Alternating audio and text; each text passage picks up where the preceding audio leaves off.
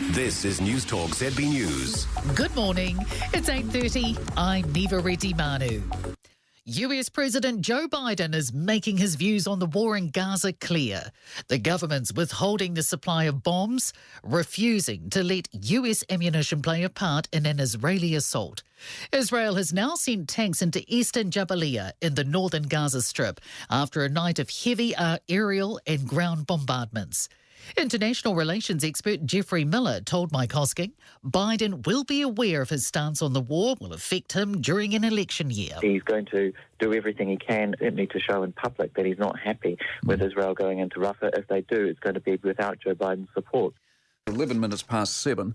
Hosking. Looks like Biden's threat around weapons in Rafah has made no difference whatsoever. Israel's military operations intensified over the weekend. If you're following this, the international relations expert Geoffrey Miller's back with us on this. Geoffrey, morning to you. Good morning, Mike. That's sort of a side but related issue. That UN vote, did that make any difference to anything over the weekend? No, it was fairly meaningless because in the end it's up to the Security Council who becomes a full member of the UN. I guess it's symbolism and, it's more diplomatic pressure. And I guess that's why New Zealand signed up to it, but it won't have any real practical impact. No. The Biden, so one, the weaponry's not supplying if they go into Rafah. Number two, they flipped this report out that suggests hints that international law might have been broken. Is this sort of a Biden full court press on Israel? It is indeed, and they're using the bully pulpit to the utmost at the moment. Anthony Blinken was on the US Sunday shows overnight as well, really saying that it's going to be a disaster if Israel goes into Rafah, that there will be an insurgency, that there will be anarchy. So they're pulling out all the stops.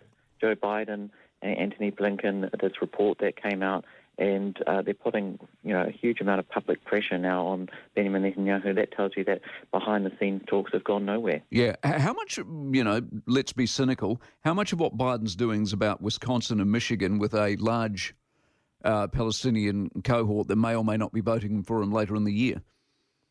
Oh, look, I think that's absolutely part of it. It's an election year calculus. We're now in May, the election's in November. And you've got these protests on US college campuses with posters being held up saying Genocide Joe. I think Joe Biden is acutely aware of how this plays domestically, acutely aware of his base, and he's going to do everything he can, certainly to show in public that he's not happy with Israel going into Rafah. If they do, it's going to be without Joe Biden's support. So I think there has been a huge shift here. The fact that Joe Biden's unwilling to supply these 2,000-pound bombs, this really heavy weaponry to Israel, it is quite striking to see that. Hey, while I've got you, Peter's in the Pacific yet again. He's gone to the Solomons, which I find super interesting given what happened with the Prime Ministership last week. Would he be worried about their relationship with China? Absolutely. That's what this trip's all about. And it's a 6-country tour. Winston Peters is going to Solomon Islands and Papua New Guinea. He's in the Solomons now. So these are countries that New Zealand typically doesn't have a lot to do with. We tend to leave Papua New Guinea and Solomon Islands up to Australia, and we focus more on Polynesia.